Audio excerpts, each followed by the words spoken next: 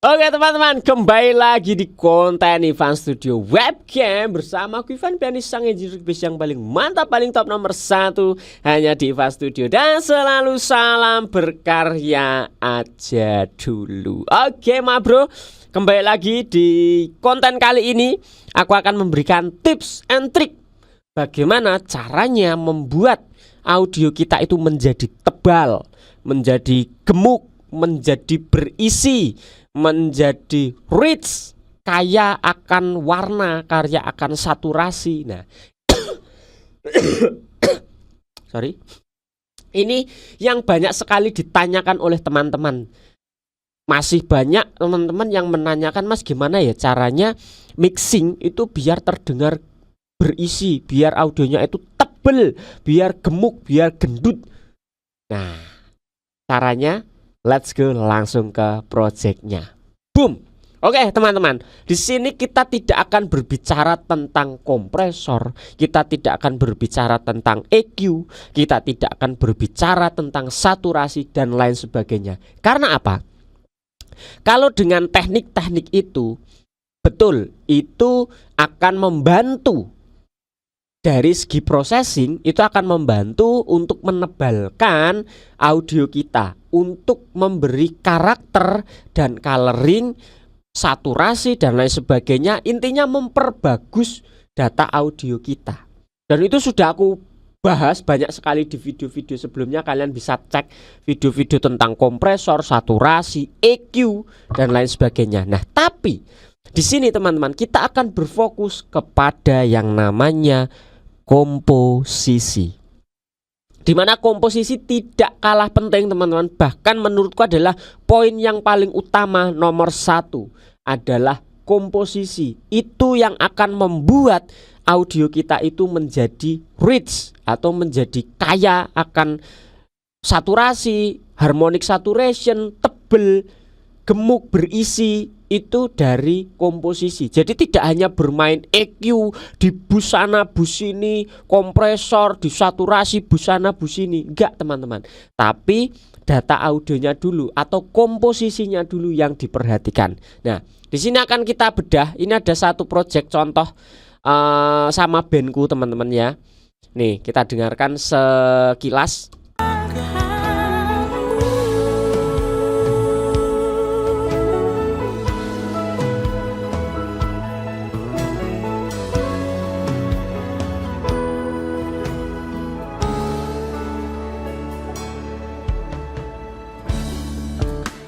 Tersungkurku di kakimu. Nah, dan seterusnya. Jadi instrumennya di sini itu mungkin kalau kita solo teman-teman ya, layering-layeringnya itu komposisinya itu kayak ini tidak begitu terdengar gitu, tidak begitu menonjol, tidak begitu dominan. Tapi itulah rahasianya teman-teman, itulah formulanya, itulah kehebatannya. Di mana komposisi itu tidak selalu dia dominan, menonjol, terdengar sekali, tapi justru dia itu yang membantu untuk menambah ketebalan dari musik kita, untuk membantu saturasi, untuk memberikan rasa di dalam musik kita. Contoh, kita bedah satu-satu. Contoh dari gitar teman-teman ya. Ini pergitaran. Ini kalau kita play, ini gitarnya tuh sebenarnya cuman kayak gini, akustiknya yang pertama.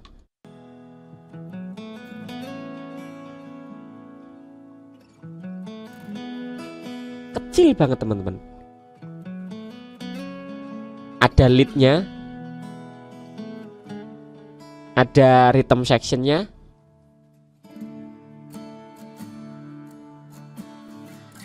Nah, tapi apa? Gitar di sini untuk harmoninya sendiri itu sampai 4 layer nih. 4 layer gitar akustik. Ini hanya untuk strumming saja teman-teman nih. Kita bagi panningnya kanan kiri, terserah kalian, bebas penempatannya.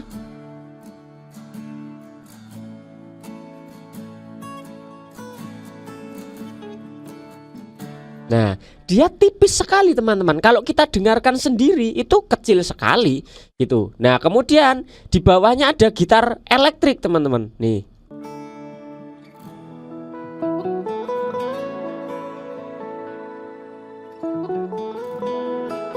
Posisinya juga tidak terlalu mendominasi.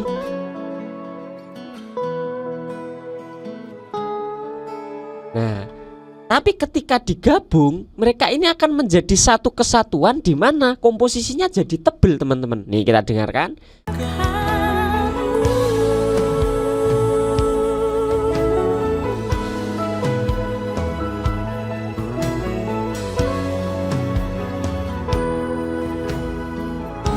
Ya kan? Bayangkan kalau gitar akustiknya saja kita matikan. Nih, gitar akustiknya yang 4 layer ini kita matikan. Apa yang akan hilang dari sini akan kerasa banget, teman-teman. Ya. Kalau ada itu tidak terlalu menonjol, tapi kalau hilang itu kerasa banget, teman-teman. Nih. On.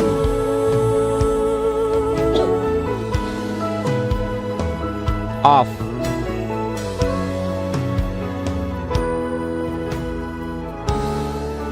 Ya, nah itu salah satu contoh di gitar, teman-teman. Nah sekarang aku mau contohin lagi di tema melodinya, teman-teman. Kalau kalian dengar, ini tema melodinya kan ini, teman-teman. Nih tema melodinya ini.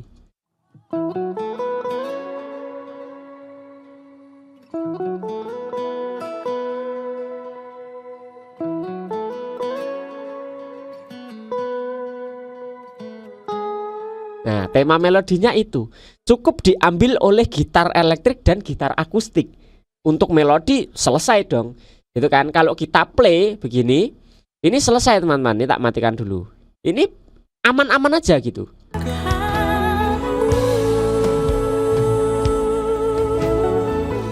Aman-aman aja kan?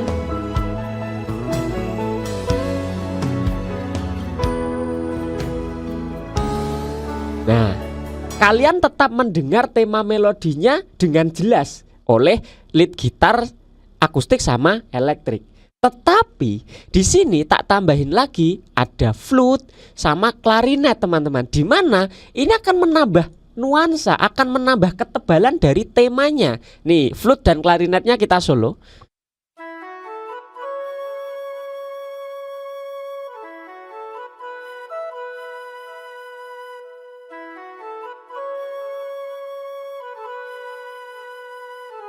Mengambil tema melodi yang sama. Kalau kita gabung dengan gitarnya tadi, jadi lebih indah, jadi lebih tebel, melodinya jadi lebih solid, teman-teman.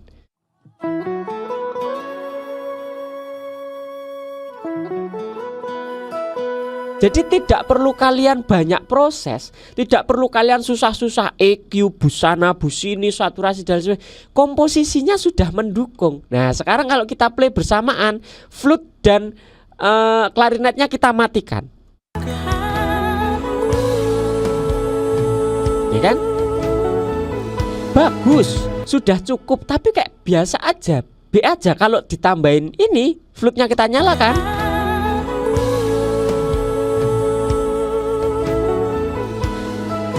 ya kan? Mati.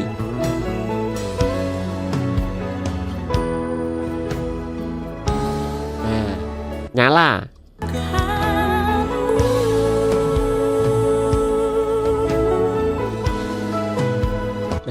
Dan seterusnya. Maka dari itulah, teman-teman, komposisi sangatlah penting.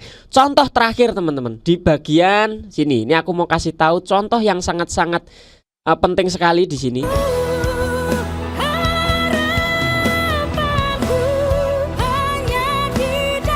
Nah, aku mau kasih tahu ada hit section di sini, teman-teman. Suaranya itu seperti ini. Nah, ini di bagian aksen, teman-teman, bagian klimaks. Kalau tidak ada hit ini, teman-teman, sebenarnya nggak masalah. Tetap hitnya dapat, tetap aksennya dapat kok. Nih, kita play.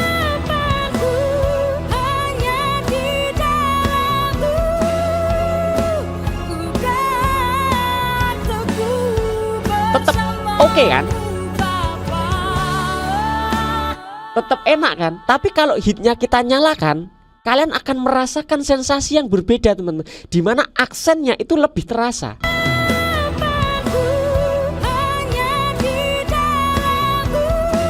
Ya, hilang.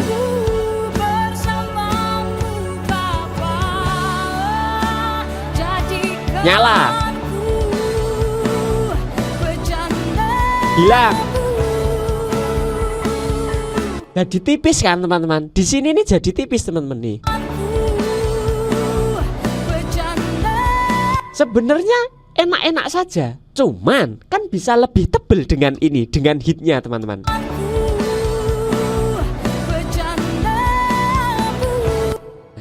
Kalau orkestranya saja yang kita play bersama hitnya teman-teman. Nih supaya kalian lebih jelas, lebih detail ya.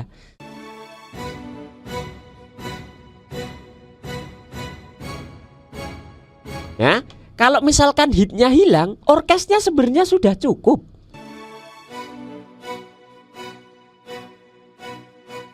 Tapi kan kurang tebel. Yang kalian mau adalah cara menebalkan. Kasih hit. Kerasa ya.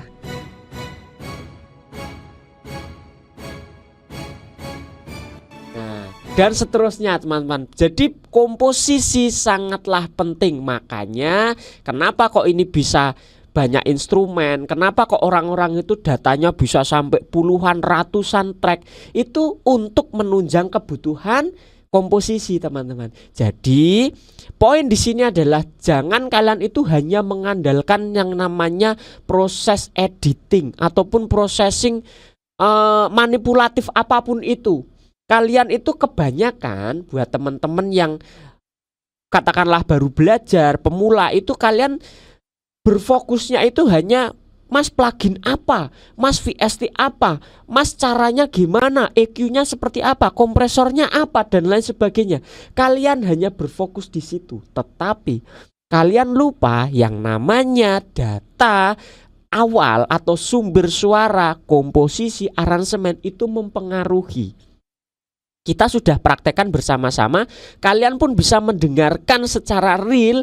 Ketika komposisinya tak hilangin, komposisinya tak kurangin, kalian merasakan perbedaannya, gitu ya. Tidak semua itu harus dominan, tidak semua itu harus menonjol, tidak semua instrumen atau track itu harus terlihat, tidak teman-teman. Tapi mereka memiliki perannya masing-masing untuk menambah ketebalan audio kita, untuk memperlebar audio kita, memperkaya audio kita. Maka yang namanya menjadi rich atau menjadi gemuk, menjadi wide, lebar. Kalian selama ini kalau Mas mau lebar itu pakai imagernya apa?